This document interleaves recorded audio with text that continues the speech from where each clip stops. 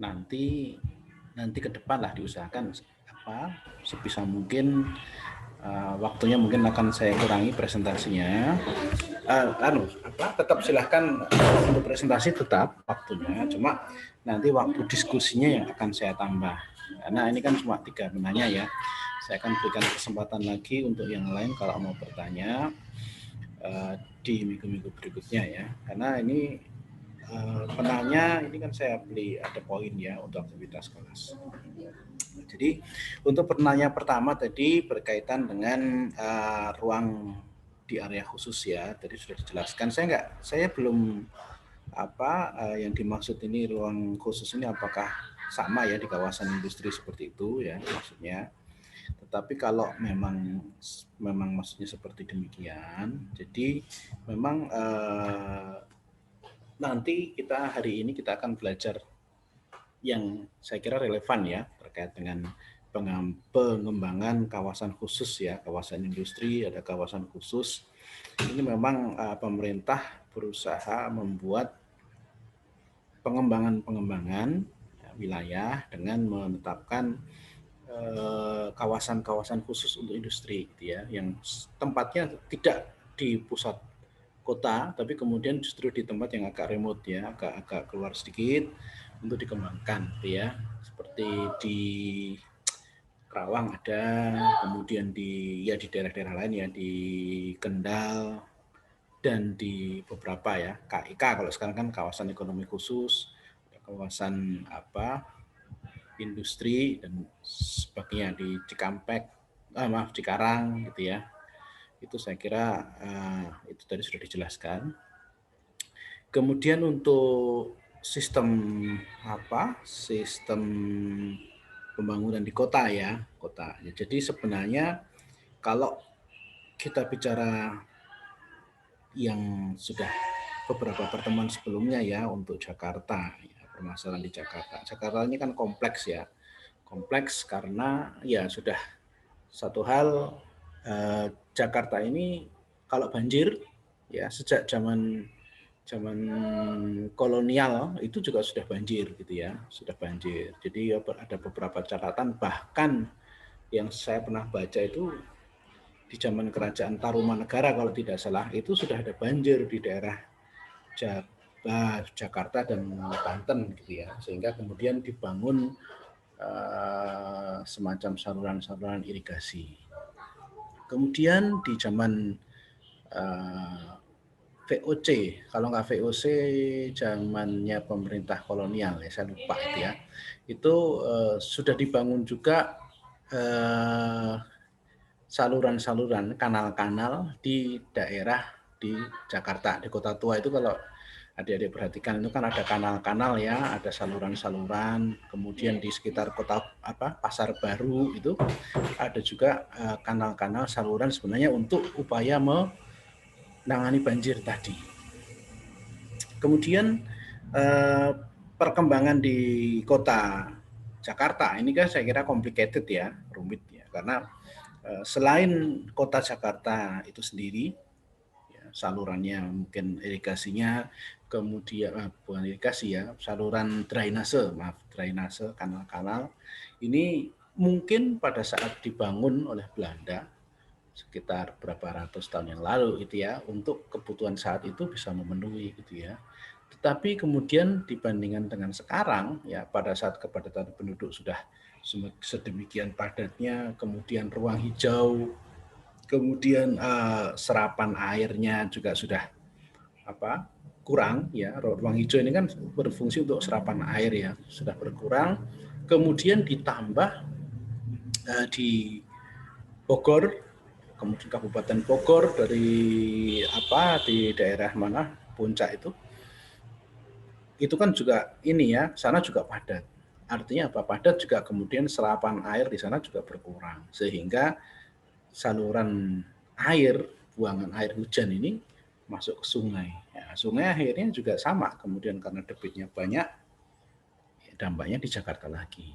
Nah ini kan kemudian ini nyambung juga dengan teori kita, pelajaran kita sebelumnya yang mempelajari mengenai kawasan, yang kemarin kita belajar kawasan nodal ya. Nodal ini kan Berarti untuk menyelesaikan masalah di Jakarta ini tidak hanya sekedar kemudian kita membentuk kanalnya, ya, kemudian membentuk memperbaiki kanal, kemudian memperbaiki kotanya, kemudian ya sistem dari awal dari Jakarta dan ke Bogor, Depok naik ke atas kota Bogor gitu ya, itu semua harus diperbaiki karena ini kan satu saluran air gitu ya, kanal gitu ya. Sehingga kemudian kalau tidak salah zaman-zaman sebelumnya kan sempat ada usulan kan bahwa Jakarta ini kalau bisa tidak hanya dipimpin oleh satu kepala daerah saja gitu ya. Kepala daerah boleh di Jakarta, tapi gubernur, tetapi untuk satu wilayah Jabodetabek ini ada satu kekuasaan yang lebih tinggi dari kepala daerah. Jadi menteri semacam itu.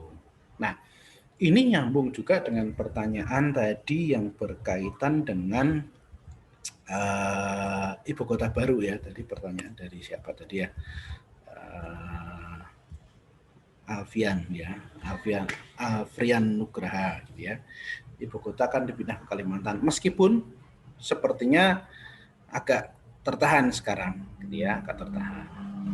Tetapi rencana pembangunan pemindahan ibu kota di Kalimantan Tengah itu pada awalnya memang konsep kota yang akan dibangun di ibu kota baru ini cukup ini ya cukup maju gitu ya. Mulai dari kawasan perkotaannya, perkantorannya, kemudian dari tempat tinggal, kemudian dari bukan saluran ini akses jalannya di tempat yang baru ini sudah direncanakan sedemikian baik sebenarnya. Cuma ya memang ini nggak tahu kondisi pandemi seperti ini apakah nanti bisa berlanjut atau tidak gitu ya.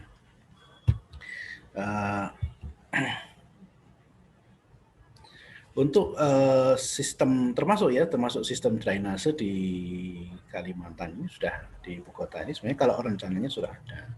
Bahkan konsep yang rancangan undang-undang yang akan disusun untuk ibu kota baru, ibu kota negara ini tidak dipimpin atau diketuai atau dipimpin oleh kepala daerah, tapi oleh semacam badan yang dikelola atau yang bersifat badan yang bersifat otonom gitu ya. Jadi kalau adik-adik dulu tahu Batam itu kan dikelola zamannya Orde Baru dikelola suatu badan gitu ya. Jadi bukan sistem daerah administratif tapi dia beda.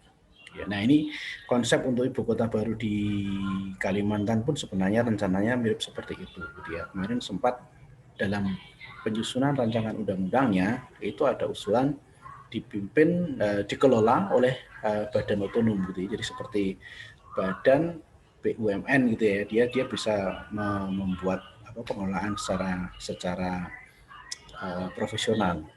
Ya, sehingga kalau adik-adik mungkin belajar di teori yang lain ya, di mata pelajaran yang lain, belajar ekonomi publik itu kan diketahui layanan ini kan ada layanan pemerintah gitu ya. Pemerintah ini kan menyediakan layanan. Layanan ini kan kalau layanan publik itu ya tujuannya kan tidak profit oriented, tetapi ya untuk memberikan pelayanan yang baik. Nah, kalau di konsep di ibu kota itu, ibu kota baru, ini mulai dari rencana pembangunannya, sumber investasi pembangunannya ini kan tidak semuanya disediakan oleh pemerintah, tapi nanti akan ada investor. Kalau adik-adik bayangkan seperti membangun jalan tol lah ya, yang bangun jalan tol itu modalnya kan kadang tidak dari APBN ya, tidak dari pemerintah, tapi swasta yang bangun, kemudian nanti swasta mengelola, swasta memungut penggunanya, orang-orang yang lewat di jalan tol itu dipungut. Kemudian setelah sekian lama baru nanti akan dikembalikan ke pemerintah. Nah, rencana ibu kota kita yang di Kalimantan pada awalnya seperti itu gitu ya. Ya bukan rencana tapi diskusinya salah satunya adalah seperti itu gitu ya. Jadi ada investor dari mana? Dari luar negeri atau mungkin konsorsium di Indonesia, beberapa bank, mereka akan investasi, bangun ibu kota, kemudian pengelolaannya dikelola oleh suatu badan tersendiri, nanti penyediaan layanannya mulai dari perumahan, jalan, listrik itu nanti akan dikelola termasuk upaya untuk mengembalikan investasi tadi. Seperti itu. Nah, cuma ya saya kira ini nggak tahu nih karena ada pandemi ini mungkin nanti agak tertunda sedikit. Baik, saya lanjut ya untuk materi pada hari ini. Kita akan belajar mengenai urbanisasi dan pertumbuhan kota. Urbanisasi dan pertumbuhan kota. Saya akan share materinya. Materinya silahkan dilihat di ini ya, di CR, Google Classroom sudah ada. Saya share, silahkan dibaca-baca. Nanti silahkan dipelajari. Nah, urbanisasi dan pertumbuhan kota. Kita akan belajar mengenai konsep urbanisasi. Pengertiannya, urbanisasi dan pertumbuhan kota itu bagaimana, faktor penyebabnya itu seperti apa, kemudian teori, dampak, ya, serta data urbanisasi dan pertumbuhan kota. Ya, jadi ini kita akan banyak menggali mengenai istilah urbanisasi. Nah, konsep urbanisasi, ya, urbanisasi ini arti harfiahnya, gitu ya, arti sebenarnya ini adalah urbanization, ya, atau pengkotaan. Ya. Kalau kita selama ini kan taunya urbanisasi ini kan dari desa pindah ke kota, gitu ya. Kalau dari kota ke desa namanya apa, transmigrasi atau perpindahan. Kemudian kalau dari desa ke kota namanya urbanisasi atau pengkotaan. Orang-orang pergi ke kota, gitu ya. Padahal konsep atau arti pengertian urbanisasi ini lebih luas lagi. Tidak hanya sekedar perpindahan penduduk saja, tetapi perkembangan suatu daerah, perkembangan suatu tempat atau perkembangan suatu desa bahkan misalnya berkembang menjadi kota, ini juga bisa dikatakan urbanisasi. Ya. Jadi urbanisasi dalam sebuah negara dapat dilihat dari proporsi atau persentase penduduk yang tinggal di kota itu sendiri dibandingkan dengan penduduk yang tinggal di perdesaan. Nah, jadi urbanisasi itu titik pentingnya atau poin pentingnya adalah jumlah penduduk yang ada di tempat tersebut. Jumlah penduduk yang sedikit ya berarti bisa dikatakan pedesaan, gitu ya. Kalau yang banyak nanti akan bisa menjadi kota, urbanisasi, perkotaan. Nah, berarti pada saat proporsi penduduk yang tinggal di suatu tempat itu tiba-tiba meningkat drastis, ini bisa berkembang menjadi kota. Nah, ambil contoh tadi di Kalimantan tadi misalnya ya, kalau kemudian ternyata di konsepnya pada awalnya sekarang hanya ada sekitar sekian ratus ribu penduduk ya, kalau saya kemarin baca semacam daftar naskah dinasnya ya, rencana naskah akademiknya, maaf, kalau membuat undang-undang itu kan ada naskah akademik. Naskah akademik itu semacam studi awal lah. Nah, studi awal itu di wilayah tersebut yang akan dijadikan ibu kota ini hanya sedikit sekali penduduknya. Ada perbatasan wilayah antara Penajam Pasir Utara, ada Palangkaraya, Samarinda gitu ya. Ini perpotongan perbatasan daerah-daerah tersebut yang akan digunakan ibu kota ini hanya sekian ratus ribu penduduk saja. Nah, ini masih mungkin belum bisa dikatakan kota. Nanti kalau misalnya sudah jadi, sudah fix rencananya, orang-orang akan investasi akan berbondong-bondong ke sana. Bahkan kemarin sempat sudah ada beberapa spekulan yang sudah mulai cari-cari tanah di sana. Cari-cari tanah di Kalimantan Timur ya, Kalimantan Timur dengan perbatasan Kalimantan Utara. Nah, inilah ya artinya urbanisasi. Nah, pengertian urbanisasi gitu ya dari definisi jumlah penduduk tadi ya, kita poin pertamanya adalah jumlah penduduk ya. Kalau jumlah penduduknya sedikit berarti desa, nanti kalau padat ya nanti akan bisa menjadi kota. Nah, selain itu ya ada juga perpindahan penduduk dari desa ke kota. Nah, ini selama ini yang kita kenal urbanisasi ini lebih ke ini gitu ya, perpindahan penduduk dari desa ke kota. Kemudian selain perpindahan penduduk desa ke kota, bisa juga perubahan struktur desa menjadi kota. atau perluasan sifat perkotaan ke daerah pinggiran. Ya, jadi desa, kemudian karena tiba-tiba desa itu ramai, kemudian desa tersebut akhirnya menjadi kota gitu ya, karena jumlah penduduknya banyak. Kemudian selain dari perpindahan penduduk, juga perubahan struktur desa menjadi kota. Ya, misalnya Jakarta ya, Jakarta kemudian dulu Jakarta 40 tahun yang lalu atau mungkin sekitar tahun 70-an ya, tahun 60-an lah, tahun 60-an di daerah Tomang ya, Tomang atau Kebon Jeruk itu sudah tempat yang sangat sepi gitu ya. Sepi. Sekarang itu sudah menjadi kota juga ya, pusat kota lagi ya, kota Jakarta Barat. Nah, ini artinya perkembangan atau perluasan kota ini bisa juga dikategorikan sebagai urbanisasi. Ciri-ciri urbanisasi. Ya, ciri-cirinya ya sebenarnya gampang gitu ya. Yang pertama, proporsi penduduknya. Ya. Proporsi penduduk yang tinggal di perkotaan ini bertumbuh ya, proporsinya meningkat. Itu yang pertama, proporsinya. Yang kedua adalah perpindahan penduduk. Nah, jadi pindah penduduk dari desa ke kota. Ini juga jadi ciri urbanisasi.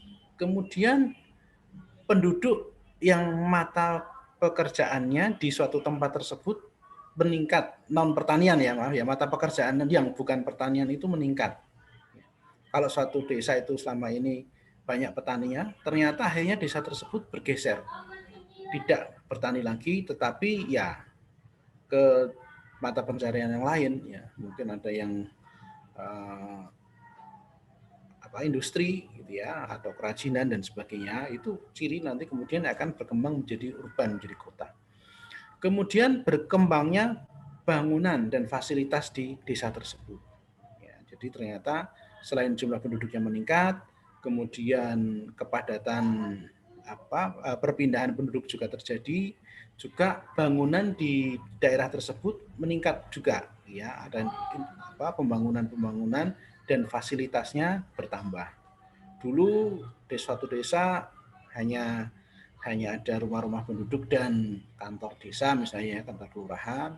Sekarang sudah mulai ada puskesmas. Kemudian sudah ada yang mulai bangun rumah sakit. Ada juga ya.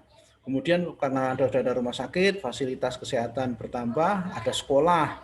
Selama ini sekolah itu satu kecamatan mungkin hanya ada satu SD dan SMP misalnya. Sekarang ada beberapa sekolah di situ karena penduduknya semakin banyak gitu ya. Terus meningkat. Nah, ini berarti sudah memenuhi ciri-ciri urbanisasi tadi.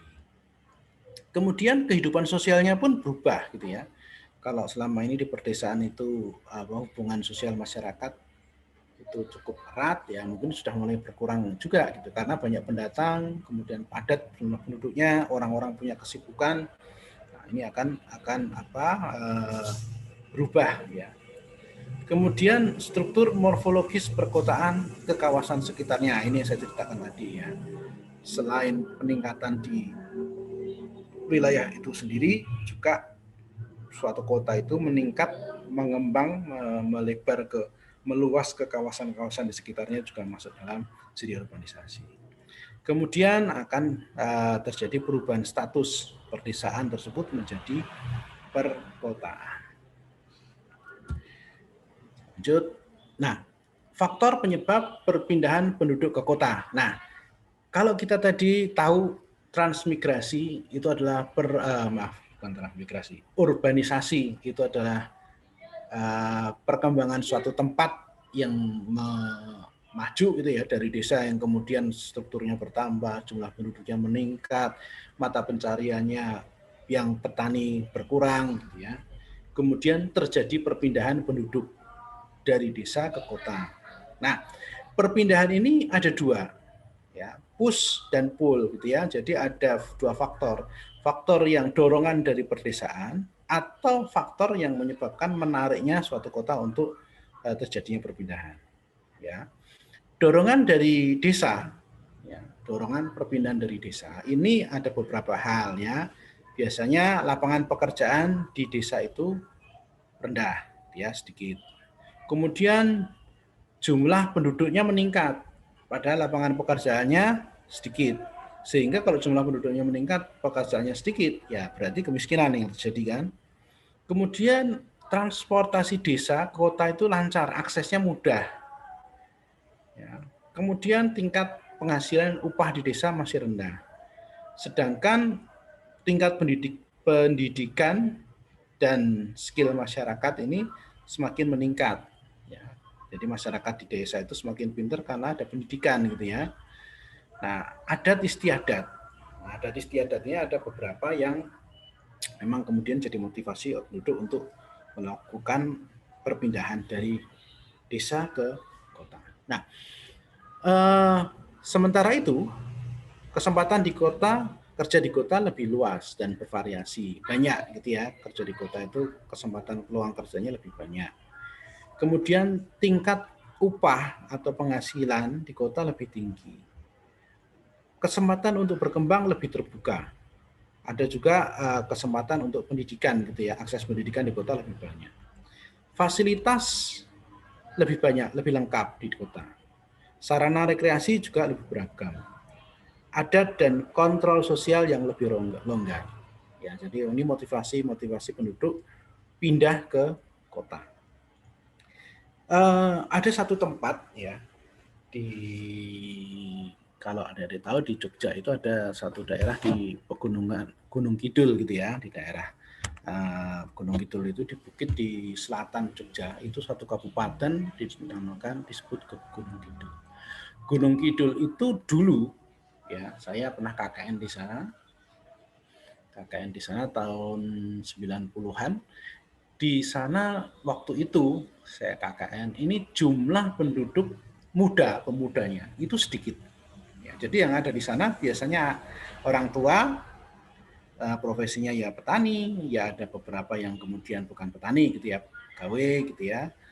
Kemudian anak-anak yang masih sekolah. Sedangkan pemuda-pemudanya sudah sedikit sekali. Mereka merantau ke Jogja. Jarak dari Jogja ke Gunung Kidul, ke kota Jogja, dari ke Gunung Kidul itu sekitar 40-50 kilo lah. Ya, 40-50 kilo. 1 jam perjalanan. Di Kabupaten Gunung Kidul ini juga waktu itu ya, irigasi masih susah gitu ya. Akses air bersih juga sedikit sekali karena posisinya bukit dari kapur, tidak semua sumur bisa keluar airnya. Ya. Kemudian kalau musim hujan biasanya banyak danau-danau itu menjadi sumber air bersih penduduk. Setelah musim kemarau, ya, air-air tadi jadi penampung gitu ya, jadi reservoir air. Pada saat air itu sudah habis, maka kemudian penduduk itu air itu beli. Kemudian karena air juga sedikit, ya, bukitnya kapur, tanahnya kapur, untuk bertani maka sawah gitu sedikit sekali yang bisa menanam. Akhirnya yang ditanam ya semacam singkong ya, dan palawija. Sehingga hasilnya kurang bagus ya, kurang menguntungkan. Sehingga banyak penduduk kemudian merantau. Nah, ini salah satu contoh tadi penyebab perpindahan penduduk ini ya. Jadi faktor pushnya di Gunung Kidul ini ternyata waktu itu banyak gitu ya. Jumlah penduduknya ternyata sudah mulai meningkat. Kemudian di sana mata pencarian juga susah. Kemudian kondisi alam juga tidak mudah, ya, air aja harus beli dan sebagainya gitu ya.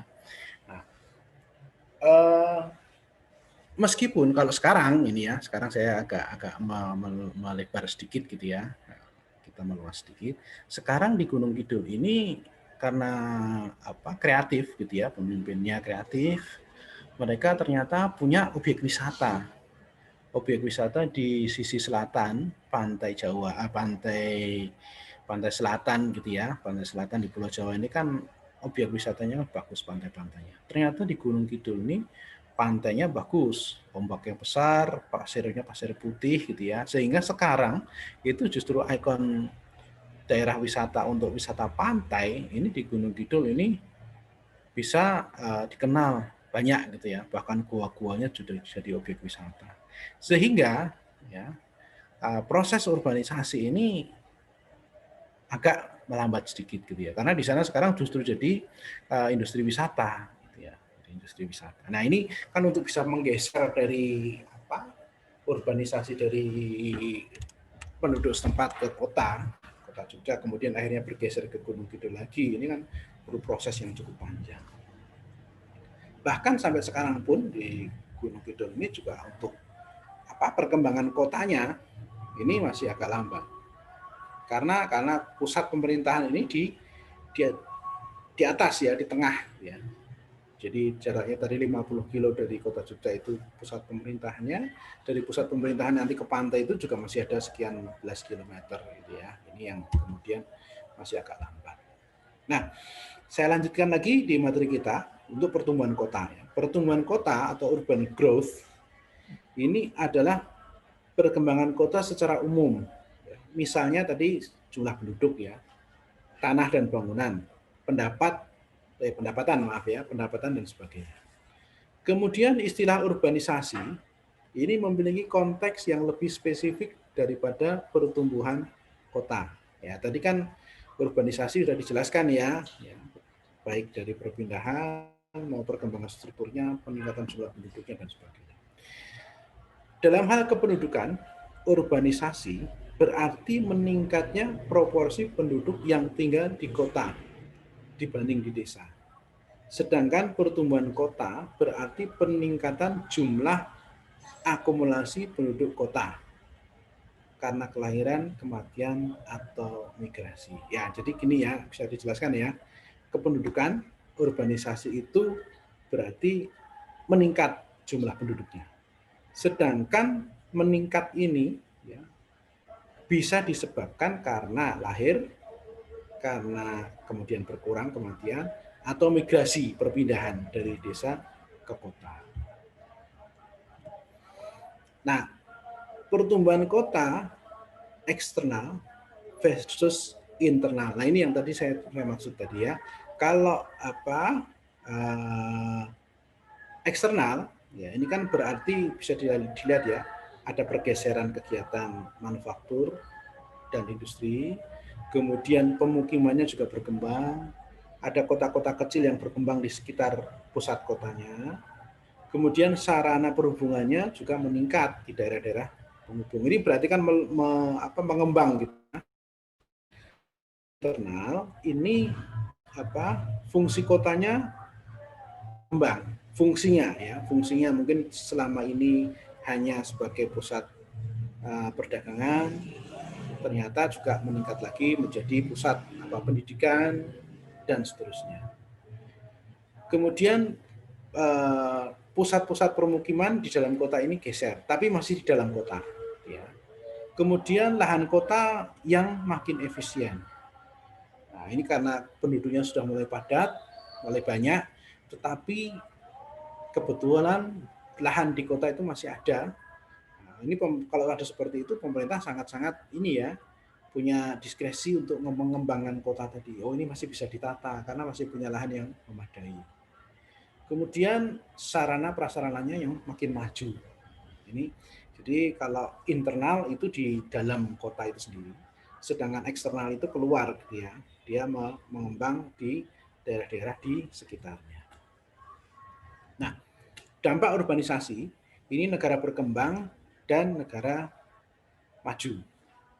Dampak untuk negara maju dan berkembang ini tidak sama. Di negara berkembang, urbanisasi lebih identik dengan lingkungan perkotaan yang semakin luas, tapi diikuti dengan pemukiman miskin dan sarana prasarana yang kurang memadai. Ya, berarti perkembangan atau urbanisasi di negara berkembang ini kurang tertata dengan baik gitu ya, karena ternyata diikuti permasalahan penduduk yang miskin, ya istilahnya slum gitu ya. Kemudian sarana prasarana juga kurang memadai. Karena apa? Karena ya penduduk negaranya masih berkembang, dia belum bisa menyediakan sarana yang baik. Berarti masyarakat pindah ke kota ini mungkin salah satunya karena motif tadi pendapatan, gitu ya, motif ekonomi, motif ingin bekerja, kemudian mungkin di desa juga penghasilannya kurang, kemudian lahannya semakin sedikit, jumlah penduduk di desa juga semakin banyak, akhirnya mereka ke kota dengan skill yang tidak memadai. Sehingga mereka ke kota dengan skill yang tidak memadai, tidak mendapatkan pekerjaan yang layak. Nah, di kota akhirnya dia tinggal di kawasan-kawasan pemukiman yang kurang baik, gitu ya, kawasan miskin. Sebaliknya di negara maju, urbanisasi ini lebih identik dengan pertumbuhan fisik kota. Ya, jadi di negara maju fisik kotanya ini berkembang dengan baik. Ada pemukiman-pemukiman elit di pinggir kota ditunjang teknologi yang maju. Nah, adik-adik kalau perhatikan, kalau di negara-negara yang maju, ya seperti di Amerika, gitu ya, itu mereka ada istilah suburban, dibaca suburban, gitu ya, suburban, ya. Suburban itu di pinggir kota, gitu ya, atau uptown, gitu ya. Nah, di pinggir kota ini malah orang-orang yang punya uang itu tinggal di pinggir kota. Mereka punya rumah. Sedangkan yang penghasilannya mungkin tidak terlalu memadai, mereka tinggal di pusat kota dengan apartemen, gitu ya, apartemen. Nah, berarti urbanisasi di negara maju ini justru adanya pemukiman elit di pinggir kota tadi. Beda kalau di ini ya, di negara berkembang tadi. Kemudian proses urbanisasi dan perkembangan kota di negara berkembang ini menghadapi persoalan terkait pertumbuhan populasi, ya kan? Populasi, peningkatan jumlah penduduk. Tadi saya sudah ceritakan ya, karena di desa jumlah penduduk yang meningkat, sedangkan lapangan kerja di desa tidak memadai, mereka mencoba mencari ke kota, di kota dengan skill yang rendah, akhirnya juga penghasilannya kurang memadai, akhirnya menjadi beban di kota tersebut, sehingga urbanisasi yang ada di kota tersebut ya lebih banyak menyebabkan adanya permukiman miskin. Sedangkan pemerintah nggak mampu menyediakan sarana prasarana, sehingga sarana prasarana kurang memadai. Nah, urbanisasi berarti ada dampaknya positif maupun negatif, gitu ya. Ya, kalau positif berarti tenaga kerja, aktivitas ekonomi itu akan mendorong perkembangan bisnis, industri dan sebagainya. Akses kesehatan, pendidikan, ekonomi, layanan sosial akan meningkat lebih baik dan seterusnya. Artinya apa? Artinya kalau jumlah penduduk perkembangan kota tadi, urbanisasi ini diikuti dengan peningkatan penghasilan, tenaga kerjanya juga memadai, penghasilan memadai, skillnya memadai, ini tidak masalah. Sehingga urbanisasi ini membawa kebaikan, gitu ya.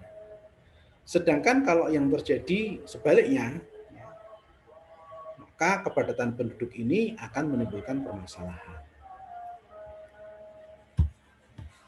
Nah, ini implikasi negatif pertumbuhan kota. Ini banyak poinnya ya. Satu, jelas kota ini ukurannya akan meluas, berkembang. Excessive size ini, ukuran kotanya berkembang. Kemudian overcrowding, ini berarti kan crowded, terlalu padat gitu ya. Kemudian kekurangan layanan kota, layanan infrastruktur ya, sarana pelayanan, sarpras gitu ya, sarana prasarana pelayanan itu kurang. Kemudian akhirnya ada slum areas, ini kawasan pemukiman yang kumuh gitu ya. Kemudian juga kemacetan, pengangguran, ya. Kemudian ada masalah rasial dan sosial gitu ya. Jelas ini karena ada slum, padat, kemudian berarti kan penghasilan penduduk ini kebagi menjadi dua gitu ya, penghasilan tinggi, penghasilan menengah, rendah, ada kesenjangan, berarti timbul masalah sosial. Sisi baiknya ada modernisasi gitu ya, modernisasi ada. Tetapi diikuti juga ada juga berkurangnya lahan, ya, lahan di kota maupun di desa. Kemudian lingkungan kualitasnya menurun jelas kalau ke kawasan kumuh tadi ya. Kemudian organisasi, ya. Organisasi ini maksudnya administratif, ini berarti pemerintah yang menyediakan pelayanan ini bagaimana, gitu ya. Kalau dia memang tidak sanggup, ya akhirnya semua permasalahan ini ya tidak bisa terselesaikan dengan baik. Ini menjadi masalah complicated. Coba adik-adik nanti dilihat ini ya, ini nanti yang paparan di minggu depan, ini pendekatan-pendekatan ini bisa juga untuk cek kondisi daerah masing-masing itu bagaimana.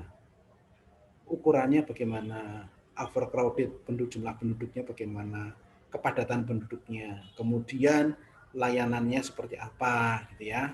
Layanan di perkotaan itu apa. Kemudian ada kawasan kumuh tidak, gitu ya. Kemudian kemacetan bagaimana dan seterusnya. Ini bisa menjadi menjadi indikator untuk menilai ya, pertumbuhan kota itu bagaimana. Kemudian urban giantism ini adalah kota dengan penduduk yang sangat besar, bahkan jika dibandingkan dengan beberapa kota lain di negara yang sama.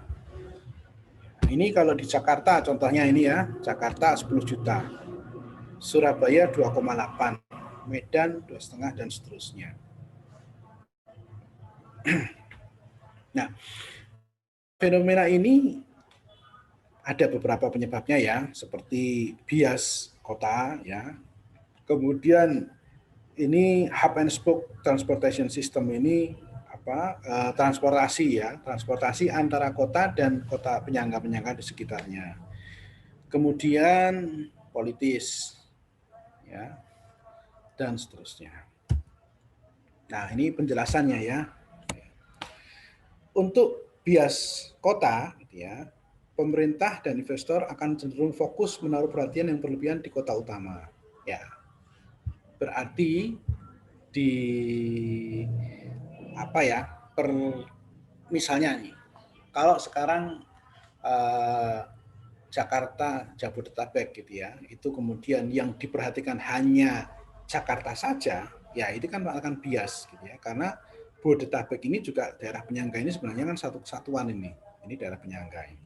Nah, ini harusnya perhatiannya sama gitu ya, perhatian sama. Tetapi kemudian kalau ini berkaitan dengan politis juga agak susah gitu kan. Kita tahu kan masalah politis kepala daerah, pilkada dan seterusnya. Kemudian transportasi ini juga penting gitu. Kita 10 juta penduduk ini di siang hari, mungkin malamnya akan turun sekian persen. Saya pernah baca itu berapa persen ya. Mungkin sekitar ada 40% itu kalau nggak salah keluar. Ya, jadi mereka kalau malam ya tinggalnya di Bodetabek, Bogor, Depok, Tangerang, Bekasi gitu ya. Siangnya ada di Jakarta. Dan seterusnya. Kemudian ini data urbanisasi. Saya kira data urbanisasi nanti dilihat ya sambil lalu saja. Persentase penduduk, kemudian tipologi kota, ini nanti bisa jadi bagian untuk pengayaan adik-adik sekalian gitu ya. Nah ini contoh gitu ya, wilayah metro yang ada di Indonesia itu Jabodetabek ya, Jakarta, Bogor, Depok, Tangerang, Bekasi. Kemudian ada Bandung, Bandung itu Bandung Raya, Kota Bandung, Kabupaten Bandung dan sekitarnya. Tiga Kabupaten Semarang, Demak dan Grobogan. Kemudian Kota Jogja, Kabupaten Sleman dan Bantul, Surakarta dan seterusnya. Nah, ini untuk materi urbanisasi dan pertumbuhan kota. Saya tambahkan sedikit berkaitan dengan teori migrasi. Teori migrasi.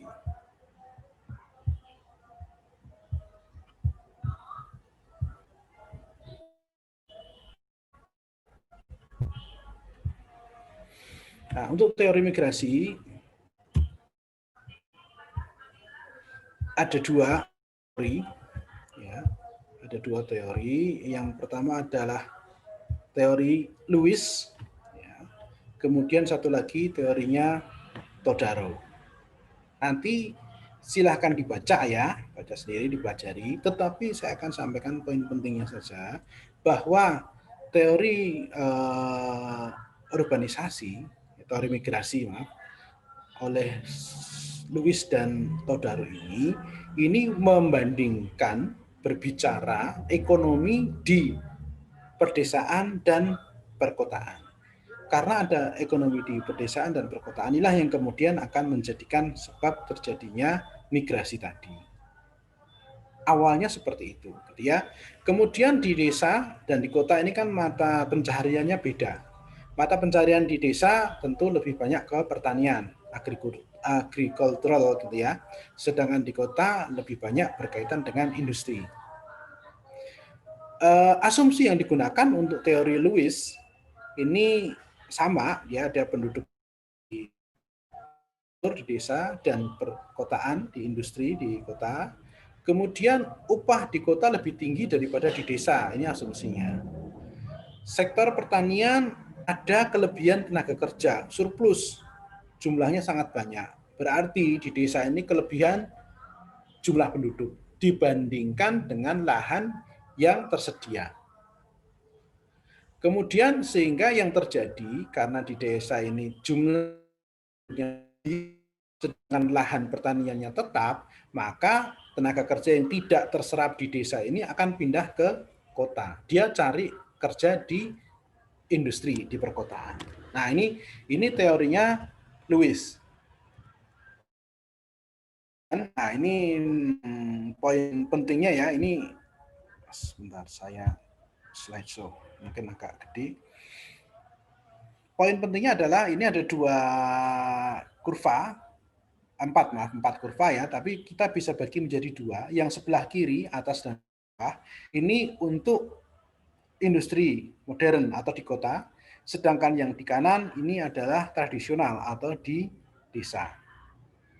Kurva yang atas, baik kiri dan kanan, ini untuk sumbu X-nya yang ke atas ya, ini adalah total produk. Ya, kalau di pertanian ini produksinya adalah pangan, ya, agricultural. Kalau di kota yang industri ini berarti manufaktur. Sedangkan sumbu L-nya, sumbu Q-nya yang horizontal ya, yang horizontal ini adalah sumbu tenaga kerja. Ya, jadi bisa dilihat bahwa di titik LA ini kelihatan nggak ya apa saya kelihatan Pak. kelihatan ya, ini kursornya saya gerakan ya. Ya, ini di sini, titik sini. Nah, ini adalah titik optimal gitu ya, optimal. Jadi kalau di sini ini jumlah apa produk yang dihasilkan, kalau di desa berarti pertanian, sedangkan di sini adalah jumlah tenaga kerja. Ya, jadi kan pada saat jumlah tenaga kerja meningkat, total produknya juga meningkat. Nah, pada titik puncak di sini, ya, puncak di sini, nanti akan datar. Ya, datar. Ini berarti datar ini yang terjadi adalah surplus. Karena tenaga kerjanya terlalu banyak, maka total produknya juga akan maksimal ada di sini. Nanti akan datar. Total produknya sudah nggak bertambah lagi. Ya, jadi misalnya 1 hektar sawah dikerjakan 1 orang, nanti hasilnya berapa? Dikerjakan 2 orang lebih banyak. Dikerjakan 100 orang mungkin semakin banyak. Tapi kalau kemudian 1 hektar ini dikerjakan oleh 1.000 orang, mungkin mah terlalu penuh sehingga produktivitasnya itu tidak meningkat lagi.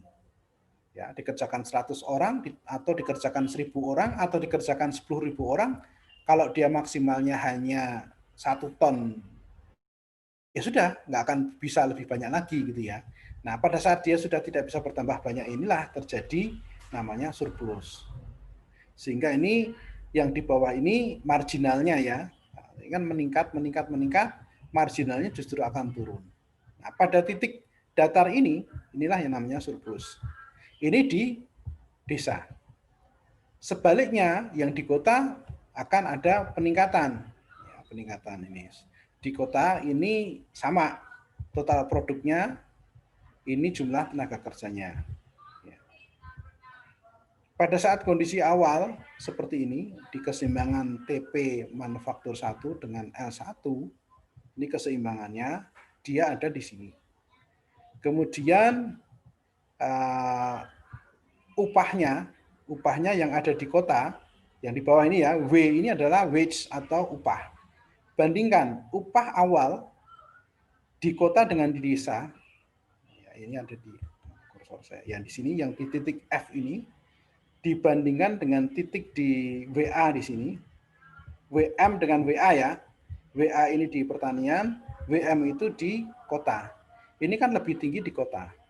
Sehingga karena upah di kota lebih tinggi, dia akan menarik tenaga kerja yang ada di desa. Nah, karena menarik tenaga kerja yang ada di desa pindah ke kota, maka di kota produktivitasnya akan meningkat. Sehingga total produknya akan bertambah di kurva yang atas. Demikian ya. Nah, poin pentingnya adalah di model ini ada kelemahan. Kelemahannya apa? Pada saat ada pertambahan modal di kota, ini dianggap akan menambah tenaga kerja juga. Jadi saat modalnya bertambah, berarti nanti akan tenaga kerja yang diperlukan akan bertambah. Padahal tidak selalu demikian, gitu ya. Pada tenaga modal itu bertambah, kapital itu bertambah, bisa saja diinvestasikan untuk alat-alat manufaktur yang pada teknologi. Pada saat pada teknologi itu kan ternyata tenaga yang dipakai itu justru berkurang. Ya, misalnya di pabrik ya, Dede ya, pabrik yang dipekerjakan 100 orang gitu ya, pabrik sepatu. Ternyata setelah ada kecanggihan teknologi, ternyata bisa efisien. Nambah investasi si pabrik, dengan sepatu per hari dikerjakan oleh 100 orang. Ternyata pada saat tingkatkan tetap hanya mempekerjakan 75 orang, tapi bisa menghasilkan 200 pasang sepatu. Nah, ternyata penambahan investasi ini tidak meningkatkan kebutuhan jumlah tenaga kerja, tapi justru menurunkan jumlah tenaga kerja. Nah, ini pada teknologi ini ternyata tidak dipikirkan oleh Lewis sektor model ini, ya, sehingga tidak responsif terhadap efisiensi atau teknologi. Demikian ya.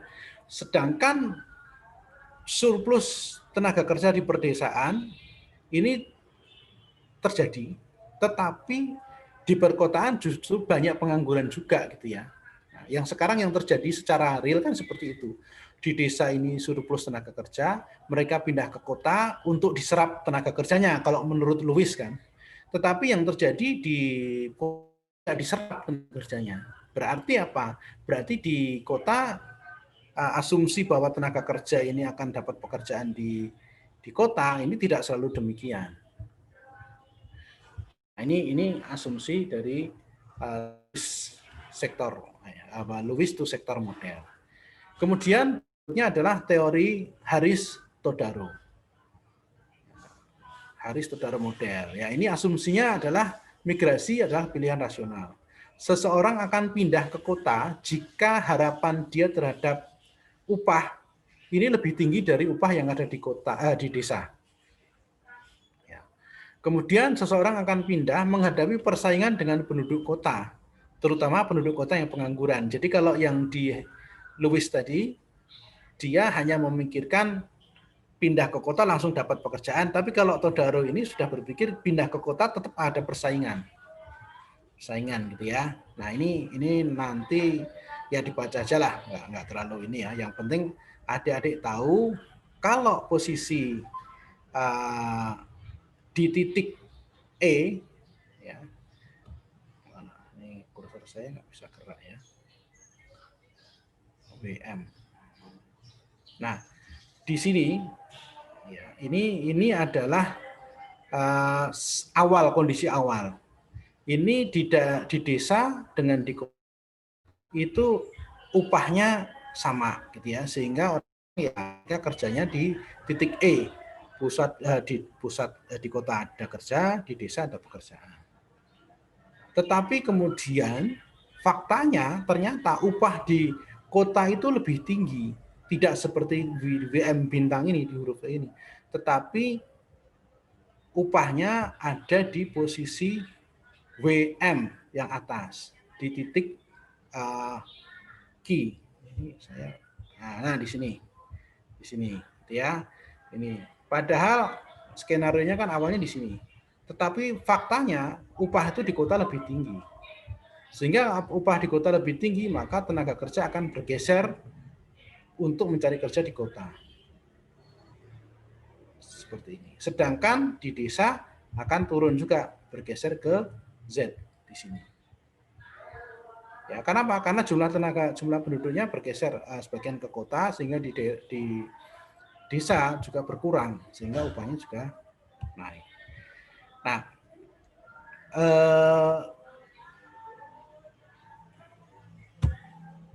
jadi dari model Todaro ini, sebagian penduduk desa bisa pindah kota untuk mendapatkan pekerjaan dan upah yang lebih baik. Sisanya akan cari pekerjaan bertaruh akan pekerjaan di kota. Keseimbangan yang dibentuk adalah di titik Z. Nah, ini titik keseimbangannya tadi saya sudah sampaikan tadi, di titik Z. Jumlah tenaga kerja di perdesaan sebesar LA, ya, kemudian upahnya sebesar WA, sedangkan di kota ini ada di besar OM dan LM di sini. Demikian ya, ini nanti menjadi ini ajalah memperkaya saja teori pemikiran adik-adik sekalian mengenai teori migrasi. Ada dua, yaitu Haris Todaro dan Lewis. Sampai di sini ada pertanyaan? Silahkan yang mau bertanya. Izin bertanya, Pak. Oke, siapa? Silakan. Hesti ya. Terkait dengan fenomena urban giantism, Pak, itu salah satu penyebabnya adalah bergabungnya capital city dengan varsity.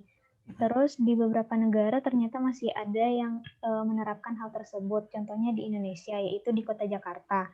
Yang ingin saya tanyakan, ketika kelak ibu kota negara Indonesia berpindah, apakah hal tersebut akan memecah keduanya, di mana di Kalimantan menjadi capital city dan Jakarta menjadi varsity?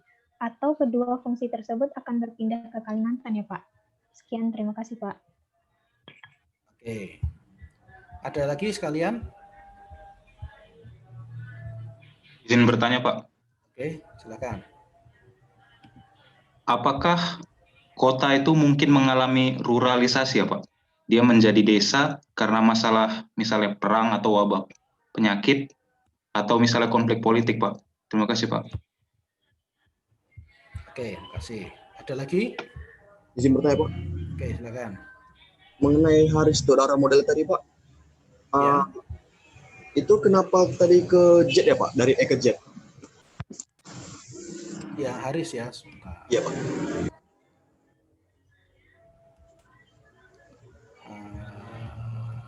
Haris.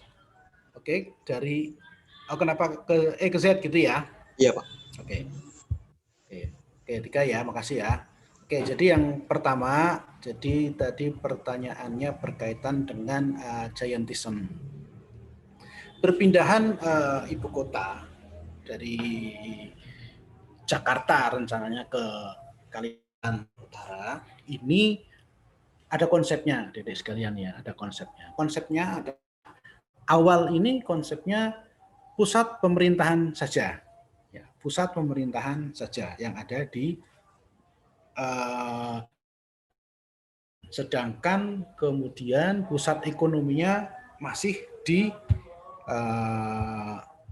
Jakarta. Ini salah satu opsinya, bisa seperti itu. Kalau opsi ini hanya perpindahan pemerintahan saja, sedangkan pusat industri, pusat ekonominya masih di Jakarta, ini sebenarnya salah satu upaya untuk memecah pusat pusat keramaian ya, pusat perekonomian ini sebagian ada bisa pindah ke Kalimantan Utara. Karena ini pindah nanti ada pilihan-pilihannya. Yang pertama setelah pemerintah itu apa sih gitu ya. Pertama setelah pemerintah nanti kan ada sistem perbankan. Setelah sistem perbankan ya, kemudian ekonomi gitu ya, industri. Nah, pada saat sistem perbankan ini nanti pilihannya bagaimana? Kalau perbankan ini nanti juga ikut pindah, ya ikut pindah, berarti nanti sistem ekonomi ini sebagian besar, sebagian akan terpecah juga ke Kalimantan Utara. Nah, sedangkan pusat industrinya masih di Jakarta.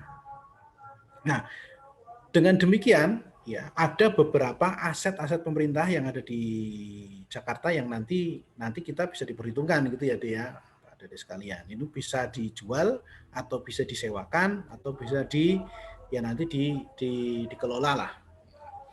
Nah, dengan adanya perpindahan seperti itu, kemarin sempat yang saya dengar gitu ya, itu harga properti di Jakarta saja sudah agak turun gitu ya, agak turun. Ekspektasi pengusaha ini berkurang gitu ya, sehingga harganya kemungkinan turun. Sehingga berarti kegiatan ekonomi ini sebagian nanti akan bergeser ke Kalimantan. Jadi giantism tadi sedikit banyak di Jakarta akan berkurang, jauh berkurang, pasti. Ya, apalagi ini dengan skenario hanya pemindahan ibu kota saja ya. Maaf dari pemerintah, saya itu sering salah dari pemerintah. Jadi kalau kemudian bisnis sudah dipindah, yang terjadi Jakarta ini nanti akan sangat-sangat turun ininya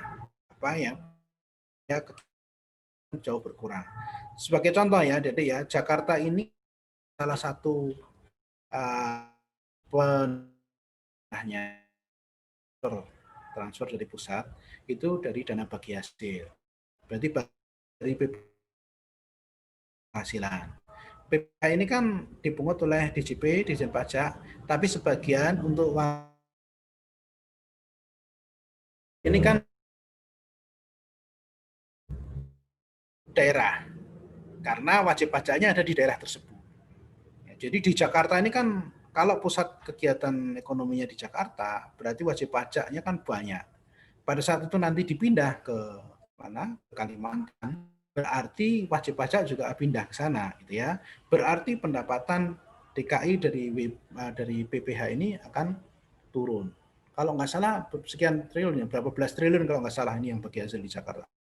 Pendapatan Jakarta akan berkurang. Berarti kemudian ini akan pindah ke Kalimantan. Perputaran uang sebesar 15 triliun yang tadinya masuk di APBD-nya DKI, ya, di belanja APBD DKI, pelayanan kepada masyarakat, ini juga akan 30% itu ya. APBD DKI itu berapa? Sekitar berapa? Di atas 50 kan ya. Nah ini kan akan berpengaruh terhadap pelayanan publik di DKI, termasuk kegiatan perekonomiannya dan seterusnya. Ini akan mempengaruhi ya tadi. Ya. Nah kemudian yang kedua tentang apa ya? Saya lupa tadi. Izin Pak. Ya, silahkan. Pertanyaannya, apakah mungkin Pak sebuah kota itu mengalami kemunduran? Siap. Ya, makasih. Yang kota ini, nah ini bisa saja sama sekali ya. Ini kota yang mundur ini kalau tadi skenario yang saya sampaikan ini tentang Jakarta, ini berarti Jakarta nanti akan bisa mundur jauh mundur gitu ya. Kemudian adik-adik kalau lihat di Belitung gitu ya, Belitung ada yang tambang gitu ya, kota mana Belitung Timur kalau nggak salah ya. Kalau lihat atau baca Laskar Pelangi itu kan di Belitung ini kan dulu kegiatan perekonomiannya cukup maju gitu ya, tapi karena kemudian tambang ini sudah tidak menghasilkan lagi, maka kota tersebut kemudian melambat gitu ya. Melambat. Ini bisa saja gitu ya, bisa saja terjadi. Apalagi kalau di luar negeri gitu ya, ada istilah ghost town gitu ya. Dulu kalau di Amerika itu ada beberapa kota yang jadi rame karena murni ada pusat pertambangan di situ. Begitu tambang itu ditutup, habis, akhirnya kota tersebut jadi kota mati. Nah ini sebenarnya apa ya? Sebenarnya kurang bagus dari sisi perencanaan. Kenapa? Karena berarti kota tersebut hanya mengandalkan pada sumber perekonomiannya hanya dari tambang tadi saja. Harusnya kan kemudian berkembang gitu ya. Pemerintah ini kemudian harusnya memfasilitasi ada fasilitas-fasilitas lain, hiburan, pariwisata dan sebagainya. Sehingga sumber perekonomian yang kegiatannya yang sifat jasa ini sebenarnya lebih sustainable istilahnya ya. Bisa saja terjadi pertanyaan seperti itu. Kemudian untuk pertanyaan berikutnya yang nomor 3 ini tadi berkaitan dengan apalagi ya? Aduh, saya nggak catat nih. Bisa diulang? Mengenai Haristoraro model tadi, Pak. Oh ya, pergeseran ya dari Z ke E ke Z. Nah, E ini kan sebenarnya keseimbangan antara ideal lah, bukan keseimbangan, tapi ideal antara upah di desa, di agrikultur dengan upah di manufaktur. Keseimbangannya idealnya adalah seperti itu. Tetapi faktanya ternyata upah di kota, di manufaktur itu lebih tinggi. Lebih tinggi di mana? Lebih tinggi di titik WM dengan LM. Ya, sehingga suplainya ada di posisi seperti itu ya, WM dan LM. Sehingga titik E ini kemudian bergeser ke atas ya, ke kanan atas di pertemuan kurva M dengan kurva Q. Disitulah kemudian upahnya ada di situ. Sehingga kalau upah di kota itu naik, ya, upah di kota itu naik, ini kan naik dari WM bintang naik ke WM. Ya. Ini kan naik upahnya. Kalau upahnya naik, maka orang otomatis akan cari kerja di kota. Kenapa? Saya akan berusaha cari kerja di kota karena gajinya lebih tinggi, upahnya lebih tinggi, seperti itu. Ini yang Haristoraro ini makanya kemudian WM-nya bergeser ke kanan atas. Nah, kalau jumlah penduduk atau jumlah tenaga kerja ini tetap dan sebagian kemudian ke kota, ya, sebagian ke kota, maka yang ada di desa juga berkurang jumlahnya kan? Jumlahnya berkurang. Nah, kalau jumlahnya berkurang, yang seharusnya di posisinya di E, ini dia akan turun jumlahnya. Ya, dari LA bintang pindah ke LA, ini berarti jumlahnya berkurang tenaga kerjanya. Kalau jumlah tenaga kerjanya berkurang di desa, sedangkan lahannya tetap, ya, misalnya 10 orang awalnya di titik E ini, 10 orang mengerjakan 1 hektar. Berarti hasil 1 hektar tadi dibagi keuntungannya untuk 10 orang. Tetapi karena untuk cari penghasilan yang lebih tinggi, misalnya yang ke kota ada 5 orang, ya, berarti yang di desa kan bersisa 5 orang. Nah, 5 orang inilah kemudian mengerjakan 10 hektar tadi. Otomatis hasil 10 hektar dibagi 5 orang kan lebih banyak daripada 10 hektar dibagi untuk 10 orang. Sehingga naik. Kenapa? Ya, jumlahnya berkurang, tetapi tinggi upahnya naik. Itulah kenapa kemudian bisa bergeser dari E ke Z. Mau izin bertanya lagi, Pak? Ya, gimana? Berarti Pak kan nanti kan di kota kan lebih mahal gajinya, Pak. Ya. Karena penawaran tenaga kerja di desa itu kan berkurang tadi dari E ke Z, Pak. Berarti nanti kan karena gaji di kota lebih besar, orang di desa itu kan pindah lagi ke kota, Pak. Berarti gaji di desa meningkat lagi gitu, Pak. Terus gaji di kota menurun. Oh, ya, itu ini coba dibandingkan ya. Ya benar, itu yang ada tanyakan tadi, benar seperti itu. Tetapi coba dilihat tingginya di Z ini, WA bintang bergeser ini kan naik ya. Sedangkan yang dari WM bintang ke WM juga tinggi. Tapi tingginya WA dengan WM masih lebih tinggi di kota kan? Nah, jadi kalau pertanyaannya tadi di desa nanti juga bisa naik dong, betul bisa. Makanya dari E naik ke Z. Suatu saat misalnya suatu saat ternyata posisi WA di desa ini lebih tinggi dari WM di kota, bisa saja orang-orang di kota ini kembali ke desa karena tertarik. Oh ternyata penghasilannya di desa lebih tinggi. Itu yang adik tanyakan tadi. Bisa terjadi selama posisinya WA dengan WM ini masih lebih tinggi WA. Tapi kalau masih lebih tinggi WM, berarti secara nominal atau real masih lebih, dan orang akan masih lebih mengejar untuk kerja di kota karena lebih tinggi kota daripada di desa. Meskipun di desa juga naik ya, berarti kan seperti itu. Oke, Pak, terima kasih, Pak. Oke, terima kasih ya. Jadi ini pertanyaannya detail, tapi saya kira bagus ya. Jadi ini prosesnya untuk Aristoteles ini memang geser-geser, dia akan menyesuaikan. Kemudian dia mempertimbangkan pergeseran tadi gitu ya. Kalau geser ke kota, di desa juga akan naik. Nanti orang akan pindah ya, lihat gitu ya. Dan ada asumsi pada saat dia ke kota juga nanti akan bersaing dengan orang kota, dia penduduk kota. Ya, jadi dia sudah mempertimbangkan untuk posisi yang ada di kota. Jadi demikian ya, Dedek ya. Oke, saya kira materi sudah selesai. Saya bisa akhiri ya. Ini kita kan sampai jam 10, sebentar lagi selesai. Kemudian sebentar. Ya, saya kira materi sudah selesai dan lengkap. Nanti silahkan disiapkan untuk minggu depan ya, yang presentasi kita ketemu lagi minggu depan ya, dari sekalian ya. Terima kasih atas atensinya. Saya bisa akhiri mata kuliah Ekonomi Perkotaan pada hari ini. Sampai ketemu minggu depan. Salam sehat selalu. Assalamualaikum warahmatullahi wabarakatuh. Salam sejahtera untuk kita semua.